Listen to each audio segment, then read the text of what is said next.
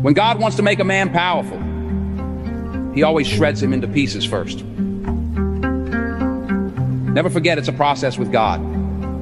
Without pain, there would be no growth. So accept the pain. Embrace the pain. Because God is there to ask you, do you really want to achieve your goals? And when you start walking with God, people will stop walking with you. Not because they don't like you, but because you're about to sacrifice things they're not willing to sacrifice. And when God takes you to deep waters, not everyone will be able to swim with you. However, do not confuse movement with progress, because you can run in place but not get anything done.